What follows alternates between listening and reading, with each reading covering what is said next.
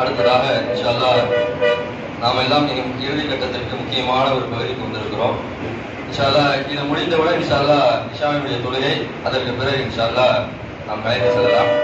இப்போது நம்முடைய மதரசா காஷிஃபுல் பதாவினுடைய பேராசிரியராகவும் ஓதக்கூடிய காலத்திலேயே பெரிய மாணவர்களுக்கே பாடம் எடுக்கக்கூடிய அளவிற்கு மிகச் சிறந்த அறிவாற்றலை கொண்ட, இப்பொழுது முஃப்தியாகி மிகச்சிறந்த மார்க்க விளக்கத்தை சமுதாயத்தில் தந்து கொண்டிருக்கக்கூடிய மௌலானா மௌலவி ஃபாரூக் காஷிஃபி ஹஸ்ரத் அவர்கள் பேசுவார்கள். அவர்கள் ஒரு 10 நிமிடம் பேசுவார்கள். அவர் பேசி முடித்து விட்ட பிறகு இன்ஷா அல்லாஹ் உங்களுடைய சந்தேகங்களை அவரிடத்திலே கேட்கலாம்.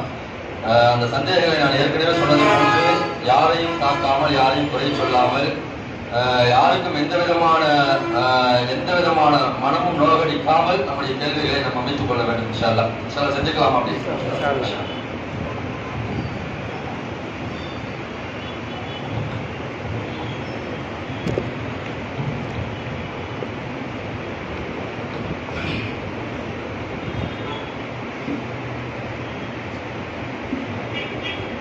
السلام عليكم ورحمة الله وبركاته. الحمد لله رب العالمين، والصلاة والسلام على سيدنا محمد خاتم النبيين وعلى آله وصحبه وأمته أجمعين. أما بعد، فقد قال الله تبارك وتعالى في كلامه القديم: أعوذ بالله من الشيطان الرجيم، بسم الله الرحمن الرحيم، لقد كان لكم في رسول الله أسوة حسنة. وقال نبينا عليه الصلاة والسلام: إن الله تعالى كتب الإحسان على كل شيء، فإذا قتلتم فأحسنوا القتلة، وإذا ذبحتم فأحسنوا الذبحة، أو كما قال عليه الصلاة والسلام. கண்ணியத்திற்குரிய இறைச்சி வியாபாரிகளே மற்றும் உணவு வியாபாரிகளே, சமுதாய பெருமகர்களே, உலமாக்களே, சில விஷயங்களை ஒரு சுருக்கமான முறையில் இந்த இறைச்சி சம்பந்தப்பட்ட வியாபாரம், உணவு ரீதியான சம்பந்தப்பட்ட வியாபாரம் சம்பந்தமாக சில பொது சட்டங்களை முதலில் சொல்லிவிடுகின்றேன். இன்ஷா அல்லாஹ் அதுக்கு பிறகு தங்களுக்குரிய சந்தேகங்களை கேட்டுக்கொள்ளலாம். முதல்ல நாம் வியாபாரம் செய்கின்றோம்.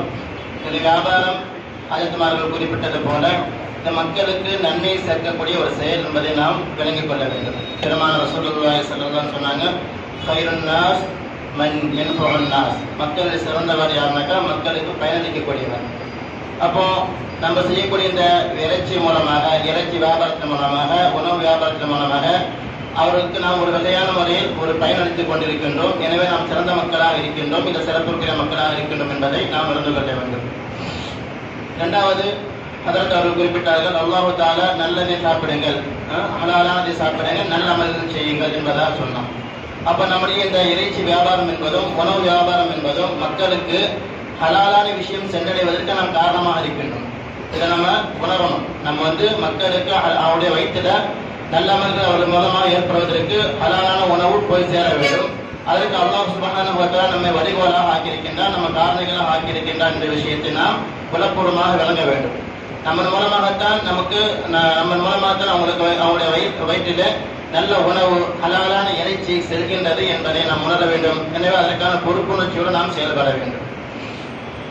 அடுத்து அல்லாஹ் சுப்ஹானஹு வ தஆலா எந்தெந்த பிராணிகளை அல்லாஹ் சுப்ஹானஹு வ தஆலா இந்த மார்க்கத்தை பற்றி குறிப்பிடுகின்ற பொழுது, அல்யௌம அக்மல்து லக்கும் தீனக்கும் வ அத்மம்து அலைக்கும் நிஅமதி வ ரதீது லக்கும் அல் இஸ்லாம தீனா என்பதாக, அதாவது உங்களுக்கு உங்கள் மார்க்கத்தை பரிபூர்ணப்படுத்தி விட்டோம், எனது அருளை பரிபூர்ணப்படுத்தி விட்டேன் என்பதாக அல்லாஹ் சுப்ஹானஹு வ தஆலா சொல்லி உங்களுக்கு இந்த மார்க்கத்தில் தீனுல் இஸ்லாத்தை தான் மார்க்கமாக பொருந்திக் கொண்டேன் என்பதாக கூறுகிறார். ஆனால் இந்த வசனம் எந்த இடத்தில் இடம்பெறுகின்றது என்பதை நாம் பார்க்கின்ற பொழுது அல்லாஹ் சுப்ஹானஹு வ தஆலா ஒரு பெரிய லிஸ்ட் போடுறான். حرمت عليكم الميتة والدم ولحم الخنزير وما أهل لغير الله به. அல்லாஹ் சுப்ஹானஹு வ தஆலா பெரிய லிஸ்ட் போடுறான். அதாவது என்ன பிராணிகள் சாப்பிடக்கூடாது, எந்தெந்த பொருட்களை சாப்பிடக்கூடாது, தானாக செத்தவை சாப்பிடக்கூடாது, ரத்தத்தை சாப்பிடக்கூடாது, இதெல்லாம் உங்களுக்கு ஹராமாக்கப்பட்டுள்ளது. அதுபோன்று வனவிலங்குகள், வேட்டையாடிய வனவிலங்குகள் சாப்பிட்டு மிச்சமான பிராணியை சாப்பிடக்கூடாது, தானாக விழுந்து இறந்ததை சாப்பிடக்கூடாது, கழுத்து நெரிக்கப்பட்டதை சாப்பிடக்கூடாது என்பதாக அல்லாஹ் சுப்ஹானஹு வ தஆலா பன்றி இறைச்சியை சாப்பிடக்கூடாது என்பதாக பெரிய லிஸ்ட் போட்டு, அந்த லிஸ்டுக்கு பிறகுதான் அல்லாஹ் சுப்ஹானஹு வ தஆலா கூறுகிறார், அல்யௌம அக்மல்து லக்கும் தீனக்கும், உங்கள் மார்க்கத்தை உங்களுக்கு பரிபூர்ணப்படுத்தினேன். அப்ப இதன் மூலமாக மார்க்கத்தின் பரிபூர்ணத்துவம் என்பது, மார்க்கத்தின் முழுமை என்பது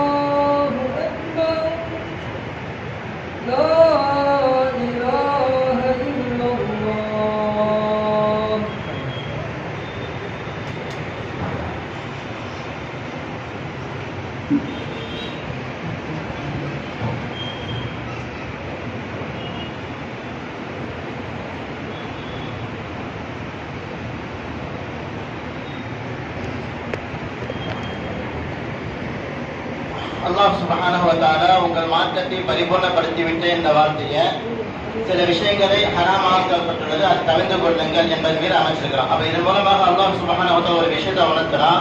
மார்க்கத்தின் பரிபூர்ணத்துவம், அதனை நிறைவு என்பது இப்படிப்பட்ட ஹராமான காரியங்களை தவிர்த்து கொள்வதன் மூலமாகத்தான் ஏற்படும் என்பதை அல்லாஹ் சுப்ஹானஹு வ தஆலா சுத்தமாக சொல்கிறார். இதற்கு நாம் இந்த இறைச்சி வியாபாரிகள், உணவு வியாபாரிகள் அடிப்படை காரணமாக இருக்கின்றோம். எவ்வாறு பிறருக்கு அவருடைய மார்க்கம் பரிபூர்ணமாக அதாவது நல்லவர்கள் ஏற்படுவதற்கு, மார்க்கத்தின் பரிபூர்ணத்துவம் ஏற்படுவதற்கு, அவருடைய வயிற்றிலே ஹலாலான உணவு செல்வதற்கு நாம் காரணமாக இருக்கின்றோம். இதன் மூலமாக மார்க்கத்தின் பரிபூர்ணம் உண்டாகின்றது, அதற்கு நாம் காரணமாக இருக்கின்றோம் என்பதை நாம் விளங்கிக் கொள்ள வேண்டும். இந்த அளவுக்கு நாம் சிறப்பு பெற்றவர்களாக, இந்த அளவுக்கு நாம் ஏதோ வியாபாரம் செய்யலாம் நினைச்சுக்க கூடாது. அல்லாஹ் தஆலா நம்ம மூலமாக இப்படிப்பட்ட ஒரு பெரும் காரியத்தை வாங்குகின்றான். நம்ம மூலமாக மார்க்கத்துடைய பரிபூர்ணத்துவத்தை அல்லாஹ் தஆலா ஏற்படுத்தின ஒரு விஷயத்தை உள்வாங்க வேண்டும். எனவே இந்த அளவுக்கு சிறப்பு இருக்கிறதுனால நமக்கு பெரும் பொறுப்பும் அதிகமாக இருக்கின்றது. பெருமான ரசூலுல்லாஹி ஸல்லல்லாஹு அலைஹி வஸல்லம் வாழ்க்கையை பற்றி அல்லாஹ் சுப்ஹானஹு வ தஆலா கூறுகின்ற போது, லகத் கான லக்கும் ஃபீ ரசூலில்லாஹி உஸ்வத்துன் ஹஸனா, திட்டமாக ரசூலுல்லாஹி ஸல்லல்லாஹு அலைஹி வஸல்லம் வாழ்க்கையில உங்களுக்கு அழகிய முன்மாதிரி இருக்கிறதுன்னு சொல்லிக்கிறான். நம்ம அஜித்மார்கள் சொன்னாங்க, ஸல்லல்லாஹு ஆடு மேய்ச்சிருக்கிறாங்க, ஆட்டை பத்தி சொல்லியிருக்கிறாங்க. அதே மாதிரி ரசூலுல்லாஹி ஸல்லல்லாஹு அலைஹி வஸல்லம் ஆட்டை உரிச்சு காட்டியிருக்கிறாங்க. எனவே நாம் எப்படி ஆட்டை உரிக்கணும், நம்ம எப்படி ஆட்டை அறுக்கணும் என்பதை எல்லாம் நமக்கு மார்க்கம் சொல்லி தந்திருக்கு. ஏன்னா ரசூலுல்லாஹி ஸல்லல்லாஹு அலைஹி வஸல்லம் வெறும் பெரிய பெரிய நபர்களுக்கு மட்டும் தலைவர் அல்ல, முன்மாதிரி அல்ல.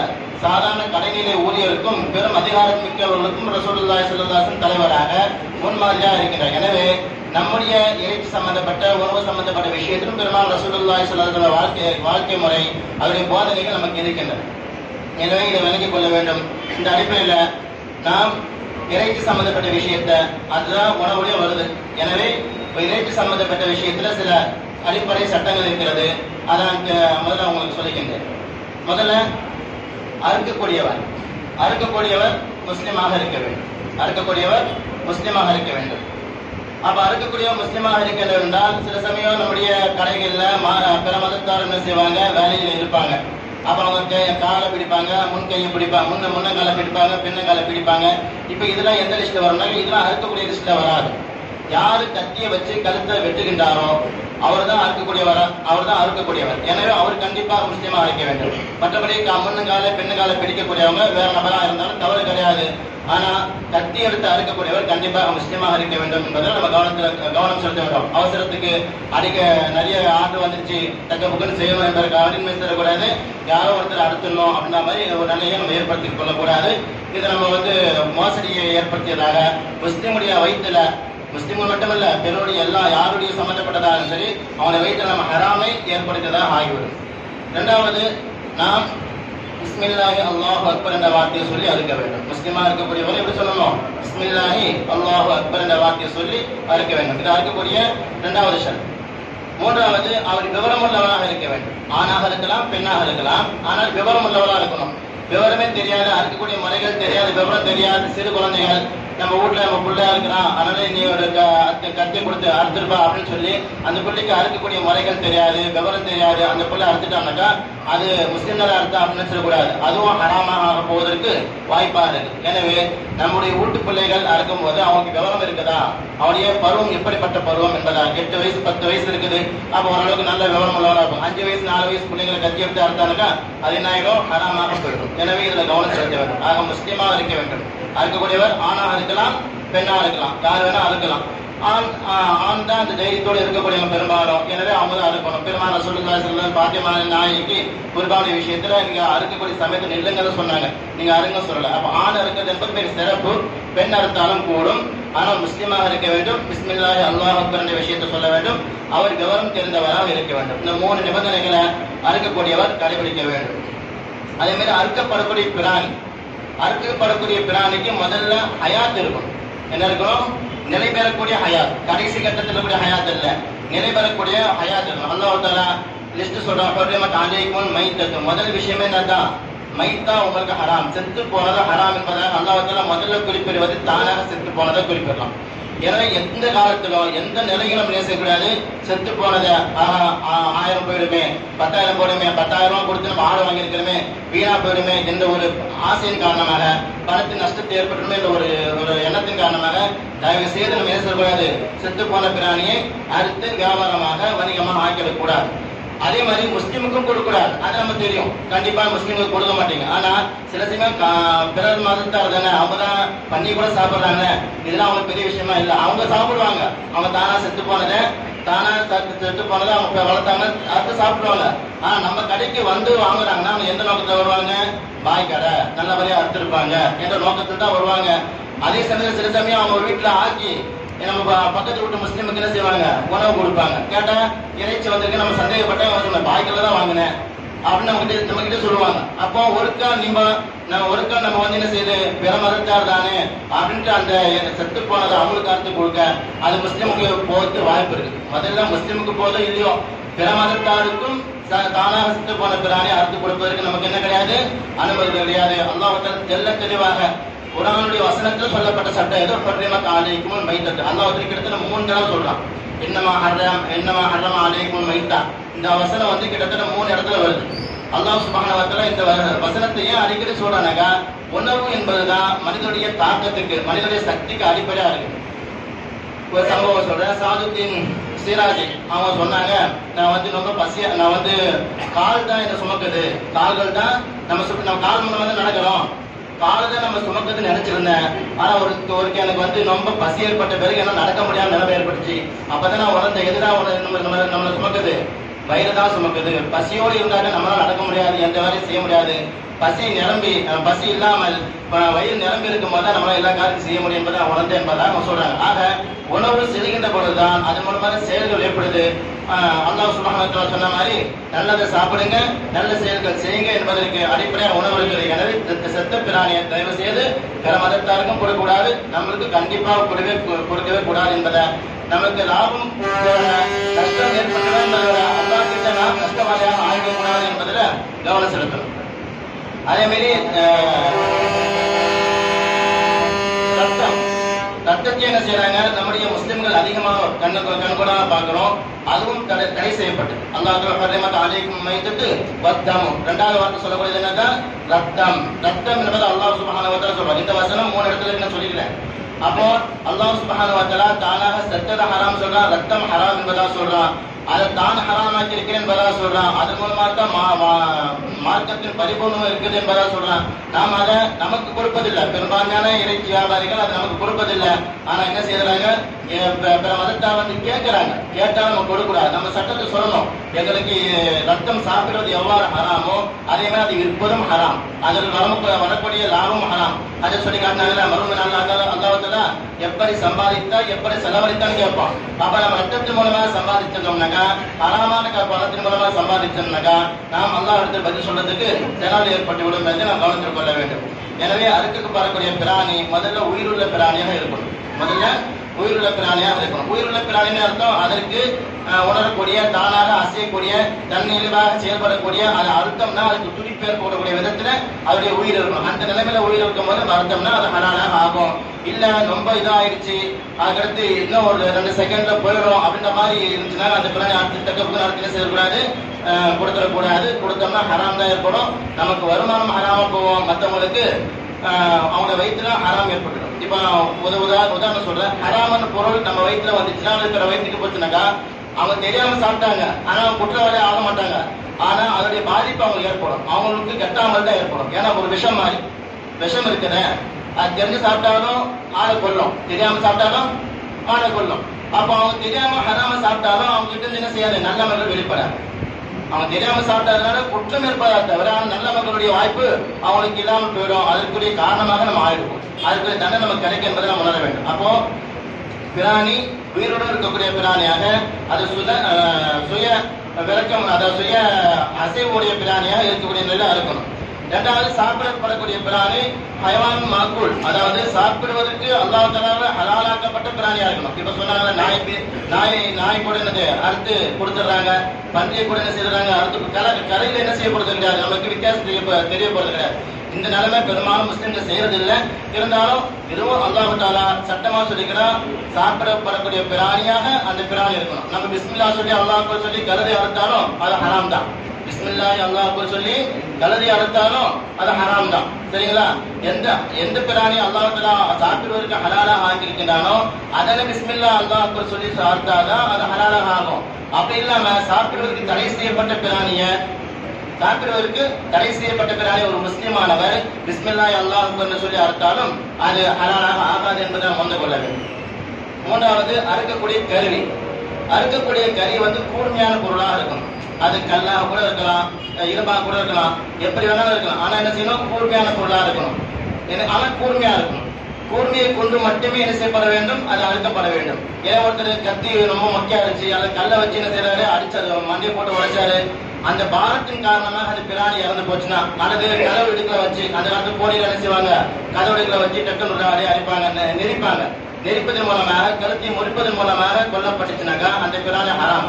அல்லாஹ் சொல்றான், حرمت عليكم الميتة والدم ولحم الخنزير وما أهل لغير الله به والمنخنقة والموقوذة والمتردية. அல்லாஹ் சொல்றான், கழுத்தை நெரிக்கப்பட்டது, மேலிருந்து கீழே விழுந்து செத்து போனது, இந்த மாதிரி ஒன்றோடு ஒன்று மோதி கொண்டு செத்து போனது, இது எல்லாம் உங்களுக்கு விளக்கப்பட்டது, ஹராமானது என்பதாக அல்லாஹ் சுப்ஹானஹு வ தஆலா சொல்றான். எனவே கழுத்தை நெரிப்பதன் மூலமாகவோ, அது ஒரு செவத்தின் மேல துவங்கி அடிச்சு கொள்வதன் மூலமாகவோ அதை கொன்றோம்னாக்கா, சிறு பிராணி அப்படி செய்துருவாங்க. கோழி இருக்குது, அந்த காடை இருக்குது, இதெல்லாம் என்ன செய்வாங்க, சும்மா இப்படி 2 திருக்கு நாய் ஆயிடும், இறந்து போற என்பதாக. அதே மாதிரி நகத்தை வச்சு வெட்டக்கூடாது.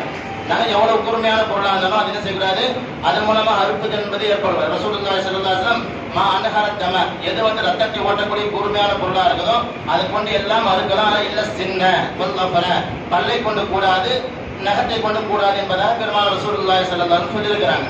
எனவே ஆட்டை யாரும் நகத்தை வச்சு அறுக்க போறது இல்லை. ஆனா இந்த காடை இருக்குது, குருவி இருக்குது, இதெல்லாம் என்ன செய்வாங்க, நகத்தை வச்சு ஒரு கீறி என்ன செய்யலாம், அறுத்தெல்லாம் எண்ணம் ஏற்படலாம். ஆனா இதை விட்டு தவிர்த்து கொள்ளணும். இவ்வாறு செய்வதன் மூலமாக அந்த பிராணி ஹராமாக ஆயிடும். அதன் மூலமாக அந்த இறைச்சியும் ஹராமு, அதை விட்ட பணமும் ஹராமு, அது யாரும் சாப்பிடாமலும் அவங்க வயிற்றுல ஹராம் போனதுக்கு நம்ம காரணமாக ஆயிடும். இதை கவனித்துக் கொள்ள வேண்டும். ஆக பிராணி, அந்த பிராணி அந்த அறுக்கக்கூடிய பொருள் கூர்மையான பொருளாக இருக்கும், பாரம் போடக்கூடிய பொருளாக இருக்கிறார். சரிங்களா? அதுவே முறிக்கக்கூடாது.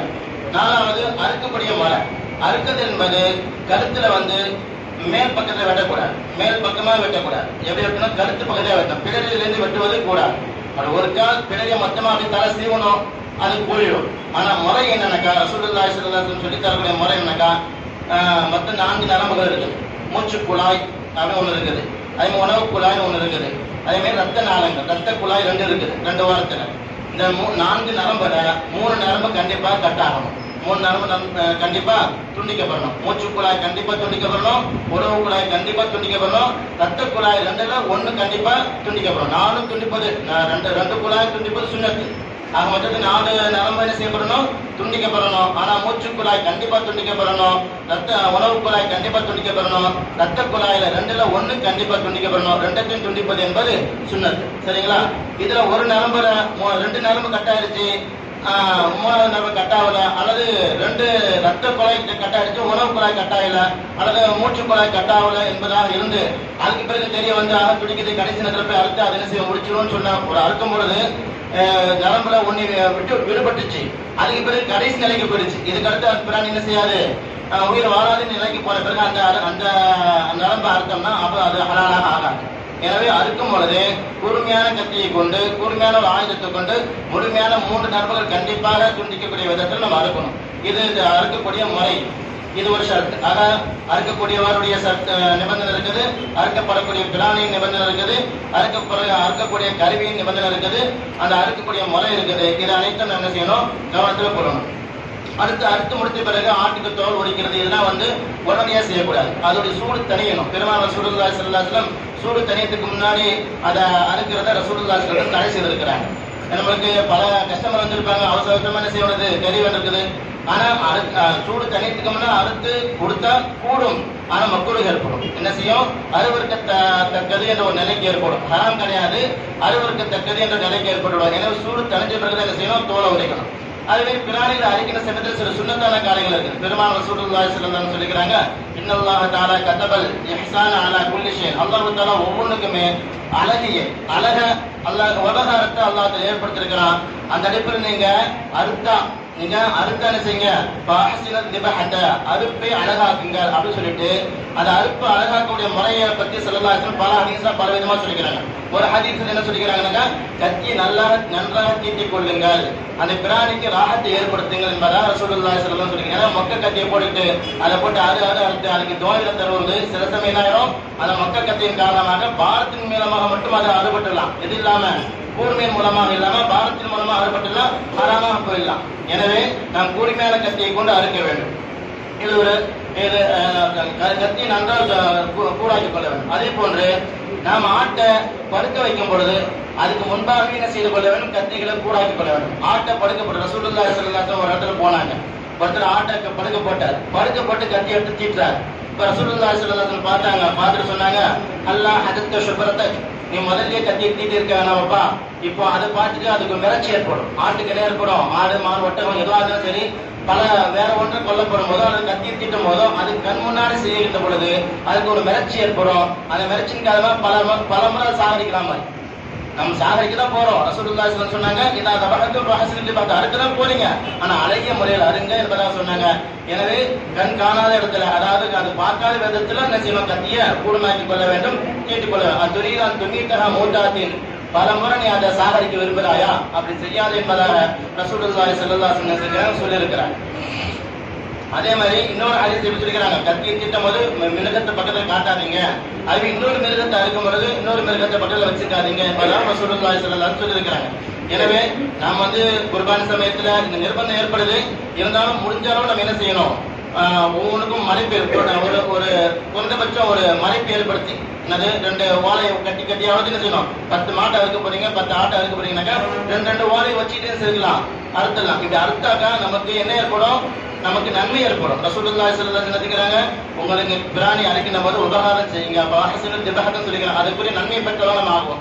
இல்லைனாக்கா ஹலாலாக ஆகும், அந்த பிராணி ஹராமாக ஆகாது, ஹலாலாக ஆகும். இருந்தாலும் அதை நோவினப்படுத்தியதாக அதுக்குரிய குற்றத்தை ஏற்படுத்த நமக்கு ஏற்படும். ரசூலுல்லாஹி ஸல்லல்லாஹு அலைஹி வஸல்லம் ஒருத்தர் வந்தாரு, ரசூலுல்லாஹி ஸல்லல்லாஹு அலைஹி வஸல்லம் அதை பிடிக்கிறத கூட சொல்றாங்க, ஒருத்தர் காதை பிடிச்சி தரதானே எழுதிட்டு வந்தார். நான் சொல்றேன், ரசூலுல்லாஹி ஸல்லல்லாஹு அலைஹி வஸல்லம் வாழ்க்கையில எல்லாத்துக்குமே இருக்குது முன்மாதிரி இருக்கு. அல்லாஹ் சொன்ன வார்த்தை, ஒருத்தர் தர ஆட்டை காதை பிடிச்சி தரதானே எழுதிட்டு வர. ரசூலுல்லாஹி ஸல்லல்லாஹு அலைஹி வஸல்லம் சொன்னாங்க, தா உதனஹா வஃபல், சாரி பார்த்தீங்க நீ காதை உடுப்பா அதுல முன்னம் தலையோட சேர்த்தா மாதிரி என்ன செய்ய இழுத்துட்டு வா இது அதுக்கு ராகத்தை கொடுக்கும் என்பதாக ரசூலுல்லாஹி ஸல்லல்லாஹு அலைஹி வஸல்லம். காது குடிச்சிட்டு வந்து சில சமயம் காது அறுந்து போயிடலாம், அது நோவினப்படுத்தும். அந்த காது அறுந்த பிறகு ஒரு காது அறுந்துச்சுன்னா அந்த காது ஹராம். அதை ஒரு பிராணி உயிரோடு இருக்கும் போது அந்த பிராணி ஒரு பகுதி தனியா வந்துச்சுன்னா அது ஹராம். அதை ஞாபகம் வச்சுக்கணும். சில சமயம் நம்ம ஒரு இது இழுத்துப்போம், காது ஒரு காது பிஞ்சு வந்துச்சுனாக்கா அந்த ஆட்டை அறுத்து அந்த காது என்ன செய்வாங்க அதுல சேர்த்துருவாங்க. இதான் ஞாபகம் வச்சுக்கணும், இதுவும் ஹராம் தான்.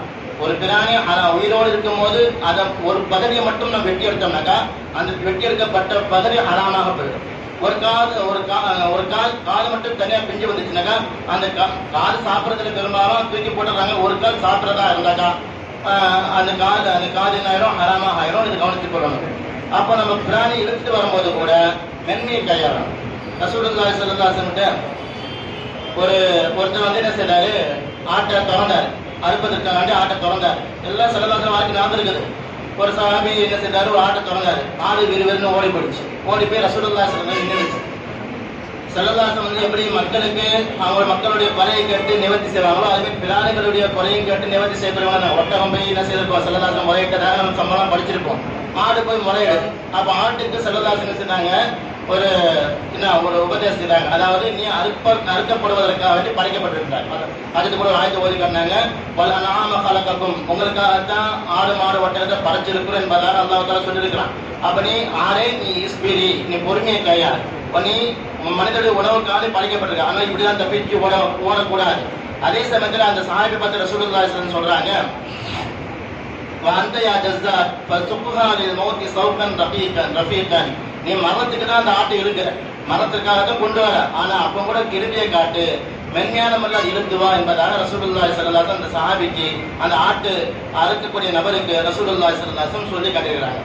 அதே மாதிரி நம்ம அறுக்கதானே போறோம், சாவதானே போகுது, அதுக்கு போய் எனக்கு கிருபை காட்டுறதுன்னு நினைச்சிடக்கூடாது. ரசூலுல்லாஹி ஸல்லல்லாஹு அலைஹி வஸல்லம் சொன்னாங்க, மன் ரஹிம வலவ தபீஹத்தன், யார் கிருபை காட்டுகின்றாரோ அது அறுக்கப்படக்கூடிய பிராணியா இருந்தாலும் சரி, அது கூட நம்ம கிருபை காட்டி அறுத்தோம்னா வலவ தபீஹத்த ஒரு சூரிய ஒரு சிட்டு கிருபை தான், சட்டு நேசரம் சுட்டுறாங்க, சுட்டு கிருபை தானே அப்படின்ட்டு அதுக்கு நீங்க இரக்கம் காட்டினால் ரஹிமல்லாஹு தஆலா யௌமல் கியாமா, மறுமை நாள்ல அல்லாஹ் தஆலா உனக்கு ரஹமத் செய்வான் என்பதாக சொல்லதான் சொன்னாங்க. இன்னொரு சஹாபி கேட்டார், யா ரசூலல்லாஹ் நான் ஆட்டை அறுக்கிறேன், மாட்டை அறுக்கிறேன், ஒட்டகத்தை அறுக்கிறேன், ஆனா எனக்கு ஒரு வகையான ஒரு இறக்கம் ஏற்படுது, அறுக்கிறமே ஒரு மனித இயல்பு தானே, எனக்கு ஒரு வகையான இறக்கம் ஏற்படுது அப்படின்னு கேட்கும்போது ரசூலுல்லாஹி ஸல்லல்லாஹு அலைஹி வஸல்லம் சொன்னாங்க, இன் ரஹிம்தஹா ரஹிமக்கல்லாஹ், உனக்கு இறக்கம் வந்துச்சுன்னா அல்லாஹ் தஆலா உனக்கு ரஹமத் செய்வான், உனக்கு அல்லாஹ் தஆலா ரஹமத் காட்டுவான் என்பதை ரசூலுல்லாஹி ஸல்லல்லாஹு அலைஹி வஸல்லம் சொன்னாங்க. எனவே தான் நம்ம உலமாக்கள் ஆட்டை இழுத்துட்டு போகும்போது மென்மையா எடுத்துட்டு போகணும், அதுக்கு தண்ணி போட்டிட்டு போகணும் என்பதாக அதுக்கு சில விஷயங்கள் சட்டங்கள் அதில் கத்திய முன்னாடியே என்ன செய்து தீட்டு போகணும் என்பதாக சொல்றாங்க. ஆக இதெல்லாம் பொதுவான சட்டங்கள்.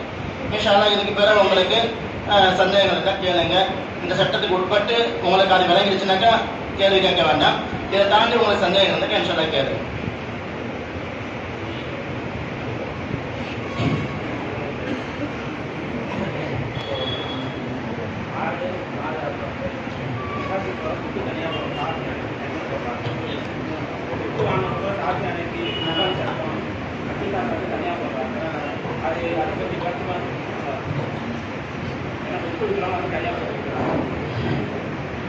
பெரும்பாலும் இறைச்சிகளுடைய விஷயத்துல ஷாஃபி ஹனஃபியுடைய மசாலாக்கள் அகீகா உல்ஹியாவுடைய விஷயத்துல மட்டும்தான் ஏற்றத்தாழ்வு வரும், வித்தியாசங்கள் வரும். ஆனா இறைச்சியுடைய விஷயத்துல அது அறுக்கக்கூடிய சட்டத்துடைய விஷயங்கள்ல பெரும்பாலும் 99% ஒன்னாதான் இருக்கும். இறைச்சியில சில பொருட்கள் சாப்பிடக்கூடாது, சட்டத்துக்கு நோட்டீஸ்ல கூட நம்ம போட்டிருப்போம், 7 பொருட்கள் என்ன செய்யக்கூடாது, சாப்பிடக்கூடாது. நோட்டீஸ் விஷயம் உங்களுக்கு தருவாங்க, சரிங்களாங்க?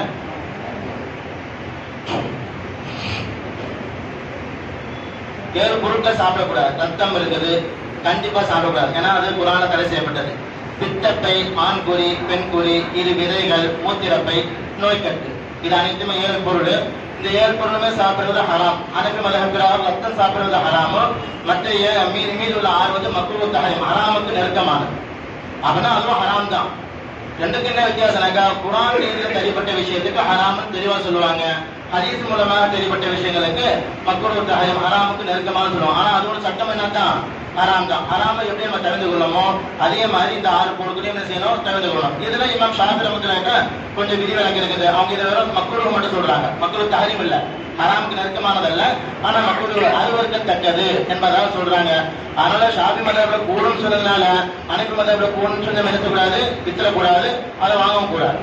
இது ஒரு கால் சாப்பிட்டானா கூடுமா என்பதாக நம்ம பாத்துக்கணும் தவிர நம்ம வியாபார பொருளாக ஆக்கிக் கொள்ளக்கூடாது. அது ஹராமாகத்தான் ஆகும். எனவே முடிஞ்ச அளவு நம்ம என்ன செய்து கொண்டோம், அந்த பொருட்களை கழிச்சுட்டு தான் நம்ம இலை போடணும்.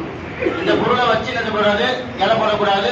அதன் மூலமாக போகிறது 1000 கிராம் வாங்கினாங்க, 1 கிலோ வாங்கினாங்கனாக்கா இது ஒரு 2 கிராம் இருந்துட்டாலும் கூட அந்த 2 கிராமுடைய பணம் நமக்கு ஹராமா போயிடும். ஹராமான பொருள் அதை வச்சுட்டோம்னாக்கா 2 கிராமுடைய பொருள் நமக்கு என்ன ஆயிரும், ஹராமா போயிடும் என்பதை கவனத்தில் கொள்ளணும். அப்புறம்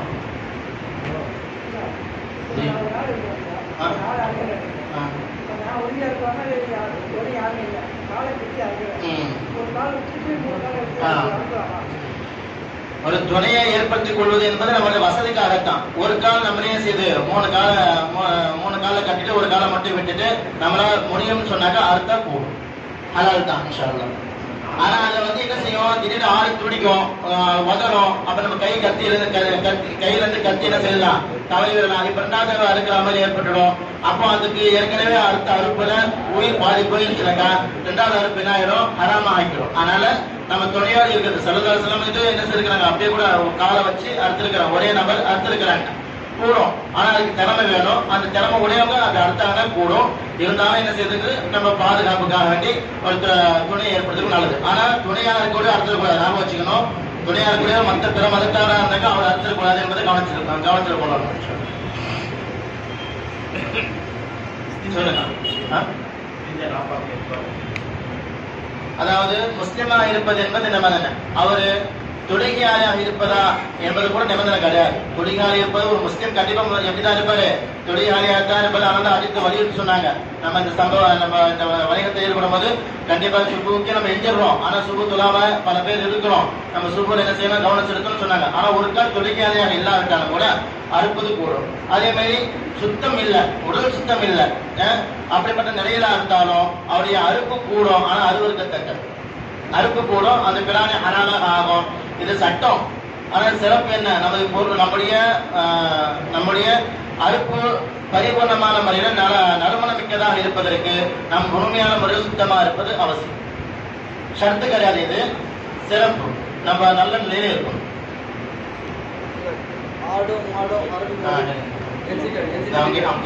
சொல்லுங்க. ஆமா, ஆடு மாடு எதா இருந்தாலும் சரி, இங்கே சுண்ணத்துல கொண்டு வந்திருப்போம். கிப்லாவை முன்னோக்கி இந்த நிலையில என்ன செய்யணும், ஆட்டை வச்சுக்கணும். இங்க சொல்லியிருப்போம் பாருங்க, அறுக்கும் சமயத்தில் அப்பிராணி கிப்லாவை முன்னோக்கி இருப்பது முஸ்தஹப் ஆகும். நோட்டீஸ் அவர் கொடுத்திருக்கிறோம் இன்ஷா அல்லாஹ். கோழி அவசியம் கிடையாது, அது ஒரு உபகாரம், அதுவும் சிறந்தது. ஒரு கால் குறிப்பா அது தாகத்துல இருக்குது அப்படின்னு நல்லா தெரிஞ்சுனாக்கா கண்டிப்பா என்ன செய்யணும், தண்ணி போடணும். ஆனா ஒரு விஷயம், இறைச்சி வியாபாரம் செய்யக்கூடியவங்க என்ன செய்யக்கூடாது, அது தண்ணியை உணவை அந்த வாட்டை விற்கக்கூடியவங்க நிறைய சாப்பிட அந்த சமயத்துல விலை அதிகமாவதற்கு எடை கூடுவதற்காக வேண்டி நிறைய ஊட்டியோ நிறைய தண்ணியை குளிப்பாட்டியோ அந்த சமயத்துல எடை போட்டு விற்கிற மாதிரி ஏமாற்றத்துக்காக அது செய்யக்கூடாது. உண்மையிலே அந்த பிராணிக்கு பசி இருந்துச்சு, தாகம் இருந்துச்சு, அதுக்காக தண்ணி போட்டோம், அது கூடும். அதே மாதிரி இறைச்சியை நம்ம எடை போடும் பொழுது அடிக்கடி தண்ணி தடவி என்ன செய்யறது, எடை போடுறது, அது மூலமா என்ன செய்யும், வெயிட் அதிகமாக ஆகும். ஊதுறது இது போன்ற விஷயங்கள் இருக்குது. இதெல்லாம் சிலர் தடை செய்கிறார். மன்ன கஷ்டனா பரைசமின்னா ரசூலுல்லாஹி சொன்ன வார்த்தை என்ன, நம்ம யார் ஏமாற்றுவாரோ அவர் நம்மை சார்ந்தவர் அல்ல என்பதை சொல்லலாம் சொல்லியிருக்கிறாங்க. எனவே நம்ம அடிக்கடி தண்ணியை அறுக்கும் பொழுது தண்ணி கொஞ்சம் சுண்ணத்து சொன்னாங்க. அடுத்து கேட்குறது எனக்கு ஒரு நிமிஷம். அடுத்து கேட்குறது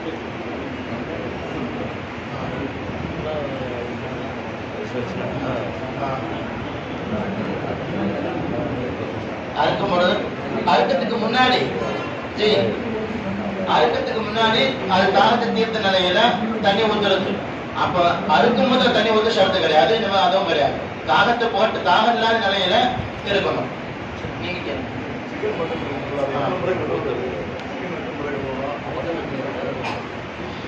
சிக்கல் அதெல்லாம் வந்து உங்களுக்கு அந்த ரத்த கரை போற அளவுக்கு தூய்மை ஏற்பட்ட அளவுக்கு கழுவுனா போதும் இன்ஷா அல்லாஹ். அதுக்கு இத்தனை முறை கழுவணும் அந்த முறை கழுவணும் என்பதில்லை.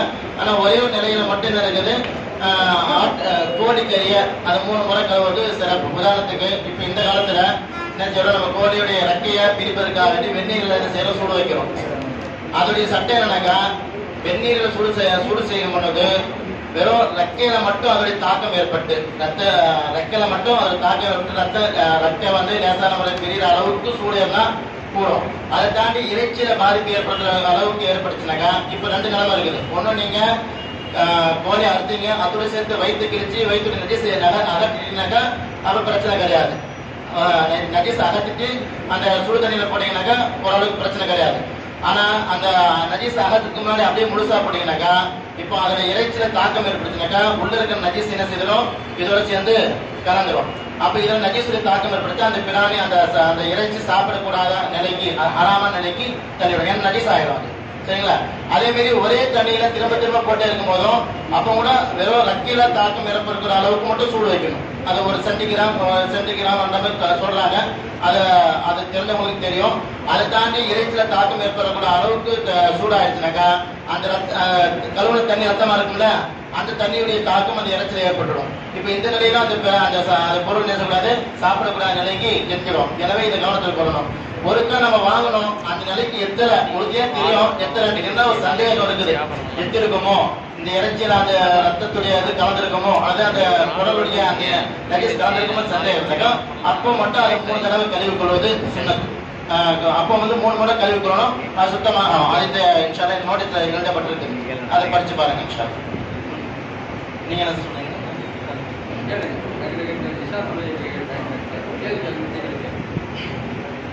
இந்த ரத்தம் பொறுத்த வரைக்கும் ரத்தம் வந்து ஹராம் என்பது அல்லாஹ்வுடைய தெளிவான சட்டம். எனவே நோய்க்காக வேண்டி, நோய் நிவாரணத்திற்காக வேண்டி ரத்தம் என்பது விற்பனை செய்யக்கூடிய ஒரு பொருள் அல்ல. ஒரு கால சில நோய்களுக்கு மேல தடவுறதுக்காக உள்ள கண்டிப்பா கூடவே கூடாது. உள்ளுக்கு நோய் ரத்தம் என்பது கிடையாது. ஆனா ஒரு கால் வெளிரங்கத்துல புறா ரத்தம் இருக்குது, அது சில சமயம் செய்வாங்க. அந்த முடக்குவாறு போன்ற இருக்கவங்களுக்கு அது தரவுனாக்கா நிவாரணம் இருக்குதுன்னு சொல்றாங்க. ஒரு கால் மருத்துவம் சொல்லுது இதுல ரொம்ப இருக்குதுன்னு சொன்னாக்கா அப்ப சட்டம் என்னக்கா நஜீஸான பொருளுக்கு வந்து என்ன செய்யலாமா, நஜீஸான பொருளுக்கு வந்து மருத்துவம் செய்யலாமான்னு ஒரு சட்டம். அந்த சட்டத்துல என்னக்கா இதை தவிர வேற மருந்து இல்லை, இதை தவிர வேற மருந்து இல்ல, இந்த மருந்து தான் அதுக்கு பெனிஃபிட் என்பதா இருந்தா அப்ப அந்த ரத்தத்தை தடவி கொள்ளலாம். ஆனா அப்ப கூட ரத்தத்தை விற்க கூடாது. அப்ப கூட ரத்தத்தை விற்க கூடாது. அன்பளிப்பா என்ன செய்யலாம், அன்பளிப்புன்னு கூட கிடையாது, நம்ம விட்டு அது போகுது, நம்ம விட்டு அது தூக்கி போடுறத இவர்கிட்ட கொடுக்குறோம் என்பதாக தெரிவிக்கணும். ஆனா நம்ம உறுதியா தெரியணும், அவர் எதுக்காக பயன்படுத்துவாரு, உள்ளுக்கு பயன்படுத்த மாட்டார், வெளிக்கு மட்டும் பயன்படுத்துவார், தெரிஞ்சா மட்டும் தான் கொடுக்கலாம். அவர் உள்ளுக்கு பயன்படுத்துவாரு, சாப்பிடுவாருன்னு சொன்னாங்க, அப்ப அதுக்கும் செய்யக்கூடாது, கொடுக்கக்கூடாது.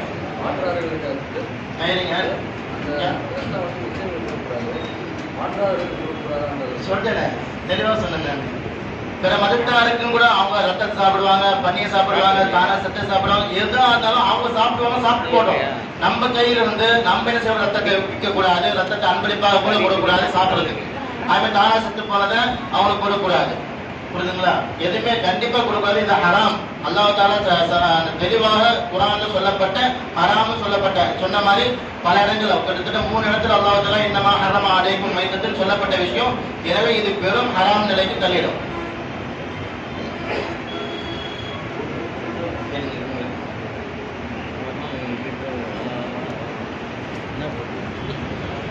நோயாப்பட்ட பிராணிகள், அது குறைபாட்டினால் இறந்து நிற்க முடியாத பிராணிகள், நாய் கடத்தி விஷம் ஏறிய பிராணிகள் அறுப்பது ஹலால் ஆகுமா? இறப்பதற்கு 1/2 மணி நேரம் இருக்குமானால் அது இறப்பது ஹலால் ஆகும். உடம்பு சாப்பிடுவது ஹலாலா இப்படி கேட்டிருக்கிறாங்க. நோய்வாப்பட்ட பிராணிகள், அது நான் சொன்னேன், அது அறுத்த பிறகு அதுக்கு வந்து ரத்த துடிப்பு நல்லா ஏற்பட்டு ரத்தம் ஓட்டம் இருக்கும் என்ற நிலையிலுள்ள உயிருள்ள பிராணியா இருக்குது. நோய்வாப்பட்டதுதான், ஆனா அது அடுத்த என்ன செய்யும், ரத்தம் நல்லா என்ன செய்யும், பீரிட்டு ஓடும், அது துடிப்பு அதிகமா இருக்கும், அந்த அளவுக்கு உயிர் இருக்குது. அடுத்த நமக்கு உறுதியா தெரிஞ்சாக்கா அதை அறுக்கலாம். ஆனா வியாபாரத்துக்காக இருக்கும்போது அதை யோசிச்சுக்கணும். ஏன்னா அவங்க வாங்கக்கூடியவங்க எதை விரும்ப மாட்டாங்க, இப்படிப்பட்ட பிராணி விரும்ப மாட்டாங்க. நம்ம ஓன் யூஸுக்கு என்ன செய்யறோம், அதை பயன்படுத்திக்கிறோம். நம்முடைய சகோதரர்களுக்கு அன்பளிப்புக்காக கொடுத்துக்கணும்னா அதுக்காக பயன்படுத்திக்கலாம். இது வியாபாரத்துக்காக பயன்படுத்தக்கூடாது என்பதை கவனித்துக் கொள்ளணும். இரண்டாவது, நாய் கடித்து விஷம் ஏறிய, இதுவும் அதே சட்டம் தான். ஒரு பிராணி கடிக்க நாயினால் வேட்டையாடப்பட்டதை அல்லாஹ் ஹலாலா ஆக்கியிருக்கிறான் வேட்டை பிராணியின் அடிப்படையில.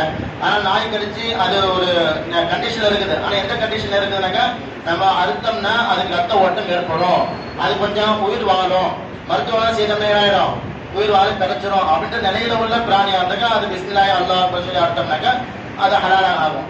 இல்ல போற நிலையில இருக்குது, போற கண்டிஷன்ல இருக்குது, அதை அடுத்து நம்ம என்ன செய்வோம், இது மாதிரி பண்ணிடுவோம்னாக்கா அது ஹலாலா ஆகாது, பிஸ்மில்லாஹ் சொல்லி அர்த்தம் ஹலாலா ஆகாது.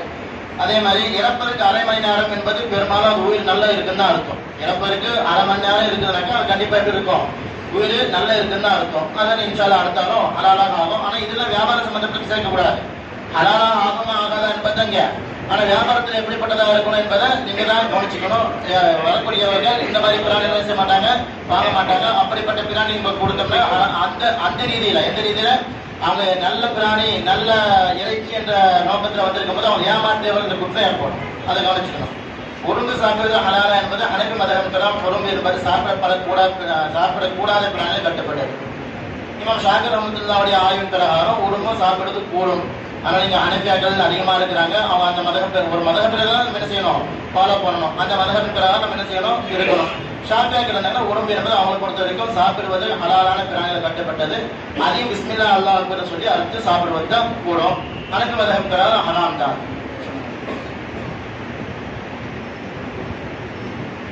மீந்த கறியை மறுநாள் விற்கலாமா கேட்டிருக்கிறாங்க. அதேதான், மீந்த கறியை நீங்க சொல்லி விற்கலாம். இது நேற்று கறி, ஃப்ரிட்ஜில் வச்ச கறி அப்படின்னு சொன்னாக்கா ரேட்டை கூட குறைச்சி கேட்பாங்க. நீங்க ரேட்டை கூட குறைச்சின்னு செய்யலாம், விற்கலாம். இது இல்லாம ஃப்ரெஷ் கறி என்ற நோக்கத்தில் தான் வந்து வாங்குவாங்க. அவங்களுக்கு என்ன செய்யக்கூடாது, இது வைக்கக்கூடாது. பொது சட்டம் தான், மண்ணு கஷ்டம்னா பரிசம் தான். யார் நம்ம ஏமாத்துவாரோ அவர் நம்மை சார்ந்தவர்கள் என்பதா பெருமாள் ரசூலுல்லாஹி சொல்லியிருக்கிறாங்க. இந்த சட்டத்துக்கு எதெல்லாம் வரும்னு நீங்களே முடிவு பண்ணலாம். நேற்று கறி விற்கிறது, அல்லது அது சொன்ன மாதிரி கரான்னு சொல்லிட்டு கட்டை விற்கிறது, இது மாதிரி செம்பரின்னு சொல்லிட்டு வெள்ளாட்டை விற்கிறது, இது எல்லாம் இதுக்குள்ள வந்துடும். ஏமாத்துதல் என்ற கீழே வந்துடும். சொல்லி வித்தீங்க இது வெள்ளாட்டு கறி, செம்மறி ஆட்டுக்கறி, இது பட்டக்கறி தான் அப்படின்னு சொல்லி வித்தீங்க. அவங்க அதுக்கு ரேட்டை குறைச்சாங்க, நீங்க ரேட்டை குறைச்சி வித்தீங்க, சொல்லி வித்தீங்கன்னா அதெல்லாம் ஹலாலாக ஆகும். அறுக்கும் போது கோழியை கருத்து துண்டாகிறது மக்குரு. எனவே என்ன செய்யணும், வெறும் நரம்புகள் மட்டும் கட்டா இருக்கிற முறையில் அறுப்பதான் சொன்னார். அதுக்கு ஸ்கின் அந்த தோல் சாப்பிடுறது ஹரானது தான். தோல் சாப்பிட விருப்பம் சாப்பிடலாம். தோல் நீக்கி சில பேர் சாப்பிடுவாங்க, தோலோட சாப்பிடுவாங்க, அது அவங்களுடைய விருப்பத்தை பொறுத்து. ஆனா அதுவும் ஹலாலான பொருள் தான்.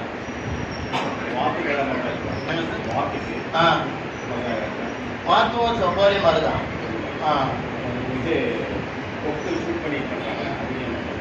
ஷூட் பண்றதுல அது ஹயாத்தா இருக்குது. சுட்டு எடுத்துட்டு வராங்க, அங்க நக்கையில அடிச்சிருக்கிறாங்க, காலில் அடிச்சிருக்கிறாங்க, அதெல்லாம் கீழே ஒன்று இருக்கு, அதை எடுத்துட்டு வந்தாங்கன்னா பிஸ்மில்லாஹ் சொல்லி அல்லாஹ் சொல்லி நம்ம எடுத்து அறுத்து சாப்பிடலாம். அவன் செத்த ரீதியிலே கொண்டு வந்தாங்கன்னாக்கா, சுட்டதுனால செத்து போச்சா நமக்கு தெரியலனாக்கா சாப்பிடக்கூடாது, சுட்டு சாப்பிடக்கூடாது. கூர்மையாக அதை அறுக்கக்கூடிய பொருள் வந்து கூர்மையா இருக்கணும். அம்புடி கூர்மை இருக்குல்ல, அது மாதிரி இருக்கணும். இந்த சுடுதல் என்பது அந்த துப்பாக்கி ரவை வந்து கூர்மையான பொருள் கிடையாது. அந்த பாரத்தை ஏற்படுத்தி அழுத்தத்தை ஏற்படுத்தக்கூடிய பொருள். நம்ம பிராணியை அறுக்கக்கூடிய அந்த கருவி எப்படி இருக்கணும்னு சொல்லியிருக்கிறோம். பாரத்தை ஏற்படுத்தி தாக்கத்தை ஏற்படுத்தி ஒரு திடீர் தாக்கத்தை ஏற்படுத்தி சாகரிக்க கூடாது, அறுத்து சாகரிக்கணும் சொல்லியிருக்கோம். கூர்மையா இருக்கணும்னு சொல்லியிருக்கோம். எனவே துப்பாக்கிகள் கூடாது.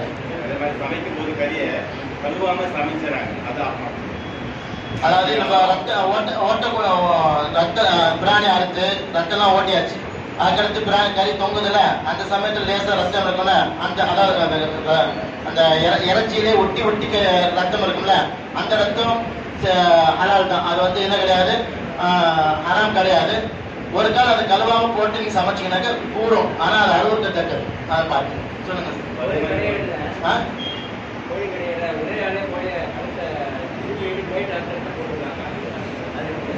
அதே ஒரே ஆளு ஆட்டியா இருக்கலாம், மாட்டியா இருக்கலாம், ஒட்டகத்தையா இருக்கலாம், எதையும் அறுக்கலாம்.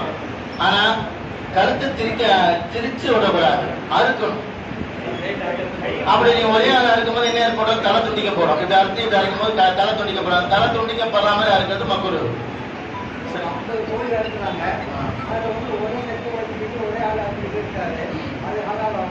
ஒன்றும் பிரச்சனை இல்லை, ஹலால் தான்.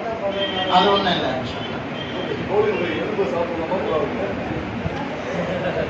பொதுவா எலும்பு வந்து செய்ய மாட்டாங்க, சாப்பிட மாட்டாங்க. அது அவங்களுடைய உடல் நலத்தை பொறுத்துதான். இது வந்து ஹராம் ஹலால் சொல்லல. எது வந்து உடல் நலத்துக்கு கேடு விளைவிக்குமோ அந்த பொருள் எல்லாம் ஹராம். சரிங்களா? ஒரு எலும்பு அப்படியே முழுங்குறீங்க, இதை ஹராம் சொல்லுவோம். அதை நீங்க சவிச்சு துப்பிடுறீங்க, அது ஹராம் சொல்ல மாட்டோம். அதே மாதிரி தொழுகைக்கு ஈது வரல, பெருநாள் வர, ஜும்மாவும் இல்லை, அவர் முஸ்லீம்கிட்ட பேர் வைக்கிறது அவருடைய அவர் ஈமான்தாரி, அல்லாஹ் நம்பி இருக்கிறார், மறுமை நாள் நம்பி இருக்கிறார், ரசூலுல்லாஹி ஸல்லல்லாஹு அலைஹி வஸல்லம் நம்பி இருக்கிறார். நம்ம திருப்தி இருந்தாக்கா அவர் முஸ்லீம் தான். அது கலிமாவுடைய வார்த்தை கூட அல்லாஹ் சுரங்கத்துக்கு போவோம். இதெல்லாம் தனிப்பட்ட விஷயங்கள் துருவல் மூலமா. ஆனா அவருடைய அறுப்பு கூடுமா கூடாத மார்க்கும் சொல்றது கூடும் சொல்லுது. ஆனா அவங்க அதான் சொல்ல இறைச்சி வியாபாரிகள் இந்த விஷயத்துல பேணிக்கா இருக்கணும். ஏன்னா வாங்கக்கூடியவங்களுக்கு ஒரு மனசங்கடம் ஏற்படும். இவர் தொழிலாளியா இல்லையே, சுத்தத்துல பேணிக்கா இல்லையே, இவர் ஒழுங்கா அறுத்திருப்பாரா, ஹராமா அறுத்திருப்பாரா, ஹலாலா இருப்பாரா, சந்தேகம் ஏற்பட்டுடும். எனவே நம்ம இறைச்சி வியாபாரம் என்ன செய்யணும்? இறைச்சி வியாபாரம் மட்டும் இல்ல, பெரிய பெரிய அதிகாரிகள் கூட செய்யறது இல்ல, தொழுவது இல்ல. அதனால அவங்க இவங்களுடைய பழக்கம் மட்டும் கிடையாது. முஸ்லீம்களை நிறைய பேர் செய்யறது இல்ல, தொழில்களை இல்லாம தான் இருக்கிறோம், தொழில் ஆர்வம் இல்லாம இருக்கிறோம். நம்ம வந்து அது மார்க்க ரீதியான விஷயம். அதனால முஸ்லீம் இல்ல ஒரு முஸ்லீம் என்ற வட்டத்தை விட்டு நம்ம வெளியே போயிட மாட்டோம்.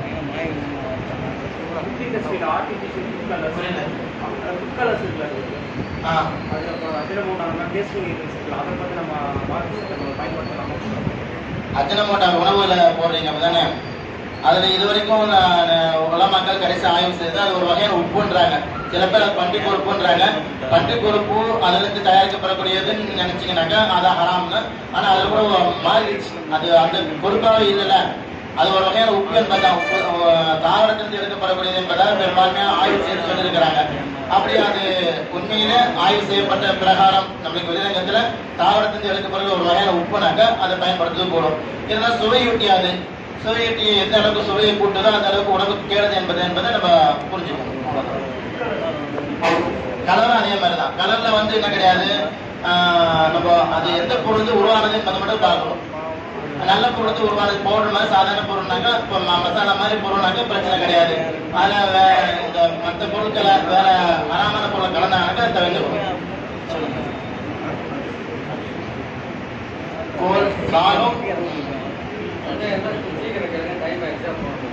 கோழிக்கால் பத்தி கேக்குறாங்க. மாட்டுக்கால் ஆட்டுக்கால் எப்படி சாப்பிடுறது கூடுமோ கோழிக்காலம் சாப்பிடுறது கூடும். அறுக்கப்பட்ட பிஸ்மில்லாஹி அல்லாஹ் சொல்லி அறுக்கப்பட்ட முஸ்லிமா அறுக்கப்பட்ட கால் கூடும். ஆனா அது இப்பதான் அது வியாபாரத்துல வந்துருக்குது கோழிக்கால் சூப்புன்ட்டு. அது நம்ம இயல்பாக சாப்பிடுறது கிடையாது. சாப்பிடுறவங்களும் ஹராம் சாப்பிடாம சொல்ல முடியாது. அது ஹலால் தான்.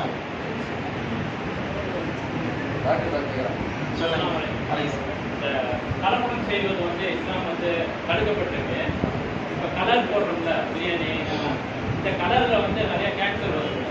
இப்ப இது ஆகுமா ஆகாதா?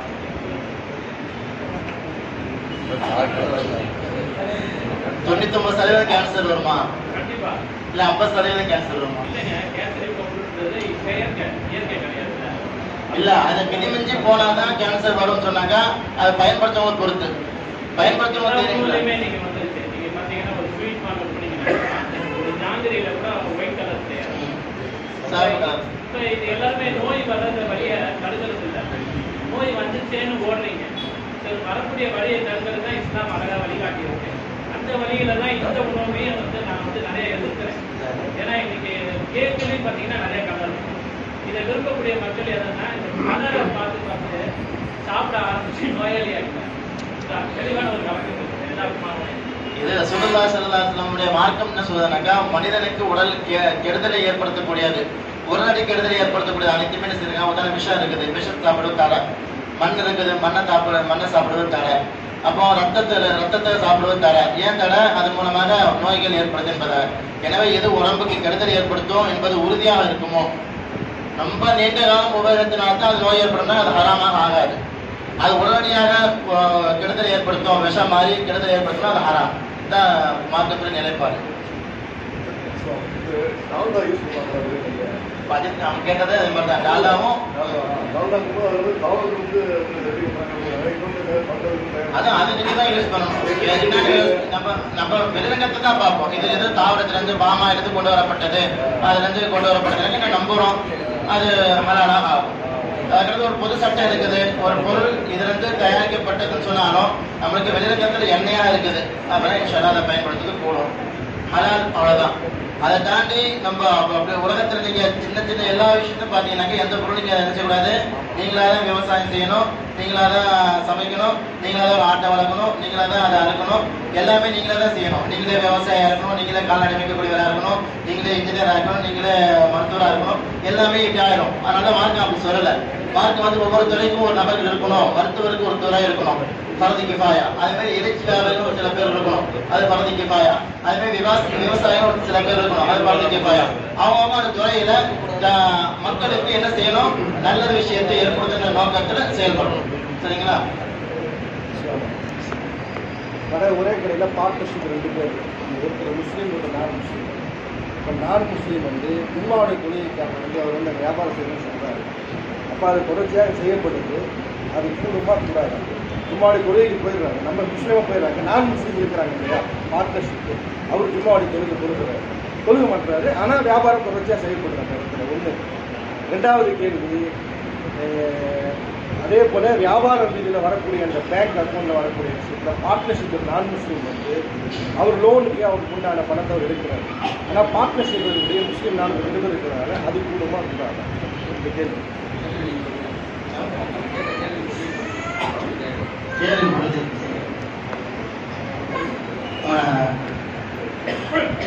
2 பேர் கூட்டா சேர்ந்து வியாபாரம் செய்யறாங்க. அதில் ஒருத்தர் முஸ்லீம், ஒருத்தர் வந்து பிற மதத்தார். இப்படி இருக்கக்கூடிய நிலையில முஸ்லீம் ஜும்மாக்கு போயிடுறாரு. பொதுவாக ஜும்மா நேரத்துல வியாபாரம் செய்யறதா மார்க்கம் தடை செய்யுது. ஜும்மா நேரத்துல வியாபாரம் செய்யறது, ஜும்மாக்கு போகாத நிலையில வியாபாரம் செய்யறதா மார்க்கம் தடை செய்யுது. அதான் வியாபாரம் செய்யறதா ஹராமாக ஆகும். இப்ப இந்த நிலையில பிற மதத்தால் அவங்கள வச்சு வியாபாரம் செய்யலாமா அப்படின்னு கேட்கிறாங்க. இது ஹனபி மதஹபின் பிரகாரம் கூடும். ஆனா ஷாஃபி மதஹபின் பிரகாரம் இதுவும் ஹராம் தான். ஷாஃபி மதஹபின் பிரகாரம் இதுவும் ஹராம் தான். ஏன்னா பிற மதத்தாரா இருந்தாலும் அவருக்கும் ஜும்மா தொழுக கடமை, முஸ்லீம் ஆகி தொழுவணும். பிற மதத்தாரா இருந்தாலும் அவர் மீது என்ன கடமை, ஜும்மா தொழுக கடமை. ஆனா எப்படி முஸ்லீம் ஆகி தொழுவணுங்கிறது கடமை. அதனால அவருக்கும் ஜும்மா கடமையா இருப்பதுனால அவரை வச்சு வியாபாரம் செய்யலாம் ஹராமாக ஆகும். ஹனபி மதஹபில் இதை சலுகை இருக்குது, வச்சு செய்தால் கூடும்ட்டு. நீங்க எது சிறப்புன்னு பாத்தீங்க, அடித்து சொன்னாங்க தாமா எரிபுக்க இலாமாலா எரிபுக்க அப்படின்னு சொல்லலாம் சொல்லியிருக்கிறாங்க. சந்தேகத்திற்கமான விஷயத்தை விட்டுடு, எதில் சந்தேகம் இல்லையோ அதில் என்ன செய்யுது நீ ஈடுபடுட்டு. இப்போ 2 ஆய்வாளர்களுக்கு மத்தியில கருத்து வேறுபாடு ஏற்பட்டாக்க எது நமக்கு சிறப்பு, எதுல வந்து பேணிக்கு இருக்குதோ அதை எடுத்துக்கிறதா. அப்போ வியாபாரமே செய்யாம இருக்குது நமக்கு என்னது சிறப்பு. அதன் மூலமா நம்மளுடைய வருமானம் பரிபூர்ணமான முறையில ஹலாலாக இருக்கும், ஏன்னா சந்தேகத்தோடு இருக்கும். சரிங்களா? அடுத்து இன்னொன்னு வட்டி வருதுன்றீங்க. நம்மளுடைய இப்போ பேங்க்ல போட்டு வைக்கிறோம், அதுல வட்டி வருது. அவர் அந்த லோனுக்கு உண்டான அவருக்கு எலிஜிபிள் இருக்கு, அதை எடுத்துக்கிறாரு. அவர் எடுக்கிறாரு. உங்களுடைய ஹக்கு வரைக்கும் உங்களுக்கு கூடும். அவங்கள அதாவது கேட்ட கேள்வி என்னன்னா, அவரு வந்து பேங்க்ல லோன் வாங்குறாரு, அவரு பிற மதத்தாரா இருக்கிறதால அவருடைய எலிஜிபிள், அவருடைய சார்பில் அதையும் சேர்த்து இதுல போடுறீங்க அப்படிதானே? வரக்கூடிய பார்ட்னர்ஷிப்ல அவருக்கு உண்டான லாபத்துல, அவருக்கு உண்டான பார்ட்னர்ஷிப் வருமானத்துல அவருக்கு எலிஜிபிள் ஒன்று இருக்கும். லோன் தருவாங்க அந்த பேங்க்ல, அதை அவர் எடுத்துக்கலாம். அவர் தானே எடுத்துக்கிறாரு. உங்களுக்கு அது வியாபாரத்துல அதை முதலீடாம போறாங்க, அவர் அதை வாங்கி திருப்பி கொடுக்குறாரு, அதை அவர் பயன்படுத்துறாரு, அது உங்களுக்கு கொடுக்குறாரு அப்படிதானே?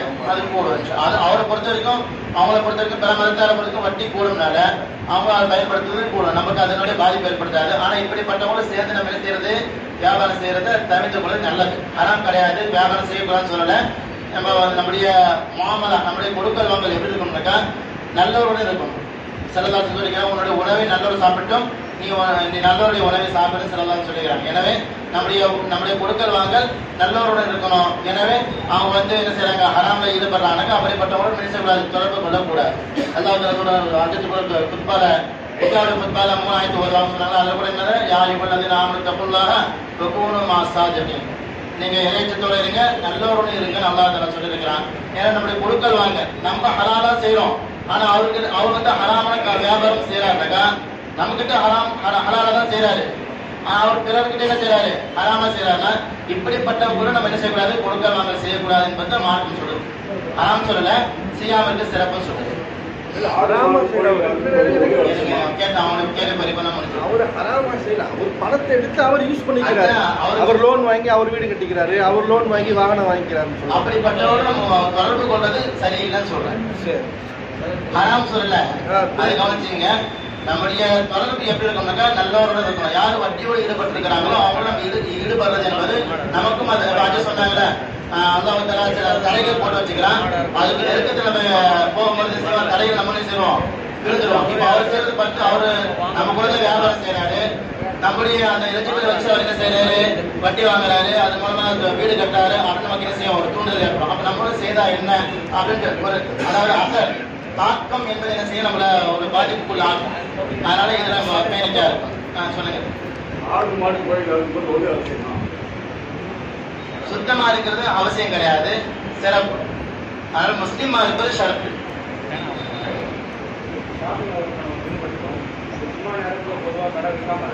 ஆமா, கண்டிப்பா. இல்ல, நீ வியாபாரம் செய்யக்கூடாதுனாக்கா போற வழி செய்யறோம். இப்போ போயிட்டே இருக்கிறோம், எப்ப ஆடு வந்துருச்சா அங்க விட்டுடு அப்படின்னு சொல்லிட்டு போறோம். நமக்கு சும்மா தவறக்கூடாது, ஷர்த்தி தான். கவனிச்சிங்க, சும்மா நேரத்துல விற்க கூடாது என்பது ஷர்த்து கிடையாது, விற்கவே கூடாது அர்த்தம் கிடையாது. மாறாக நம்ம வியாபாரம் செய்வதனால நமக்கு சும்மா தவறிச்சுனாக்கா அந்த வியாபாரம் ஹராமாகும். நம்ம சும்மா தவறல, நம்ம எல்லாமே என்ன செய்யறோம், இப்போ போன்ல தான் வந்துருச்சு, பேசிக்கிட்டே போறோம். அந்த ஆட்டை அங்க வச்சுட்டு இங்க ஆடிந்து விட்டுட்டு இந்த பொருள் அங்க வச்சுட்டு இந்த பொருள் வச்சுட்டு கரெக்டா எங்க போய் உட்காந்துடும், பள்ளிவாசல போய் உட்காந்து சும்மா தோந்துட்டோம். ஒர்க் பண்ணாம இருக்கிறத நல்லது.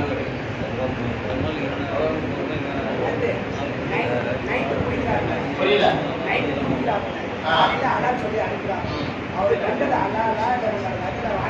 அவரு குடி போதையில் இருக்கிறாரா, குடி போதையில் இல்லாம இருக்கிறாரா? குடி போதையில் இருந்தாருனாக்கா நம்ம ஆரம்பத்துல சில நிபந்தனை சொன்னல, அறுக்கக்கூடிய முஸ்லீமா இருக்கணும், விவரமுடையவரா இருக்கணும்னு சொன்னல. சிறுபொண்ண மட்டும் கிடையாது, பெரிய வயதுடையவர் தான். ஆனா குடி போதையில் இருக்கிறார், தன்னுடைய உணர்வு இல்லாமல் இருந்து அறுத்தாருன்னா அது ஹராமா போயிடும். உணர்வோடு இருக்கிறார், நல்லா தெளிவாக தான் இருக்கிறனா அவர் அறுத்தா ஹலால். ஆனா அப்படிப்பட்ட நபரோட நீங்க பொருட்கள் வாங்க செய்யறது நீங்க யோசிச்சுங்க. அதான் நீங்க தான் யோசிக்கணும். இவர் வந்து இந்த மாதிரி செய்யறாரு, அப்ப இப்படி ஒரு குடி போதையில அறுத்துட்டாங்க, அது ஹராமா போயிடுமே. அதனால நீங்க அவருடைய அந்த நபருடைய விஷயத்தை நீங்க தான் கண்காணிச்சு என்ன செய்யணும், இப்படிப்பட்டவருடைய பொருட்கள் வாங்க தவிர்க்கணும்.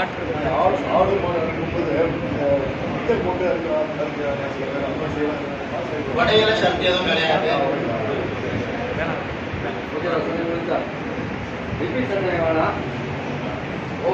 ஒரு பொது சட்டம் சொன்னா அந்த சட்டத்துக்கு நீங்களே உட்படுத்தி பாருங்க.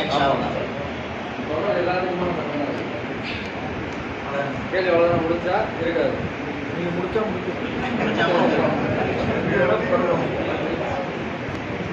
நோட்டீஸ் கொடுத்துட்டீங்களா எல்லாத்துக்கும்? நோட்டீஸ் இன்ஷால்லா படிச்சு பாருங்க, அது தெளிவு இருக்கு இன்ஷால்லா. வரணும் கொஞ்சம்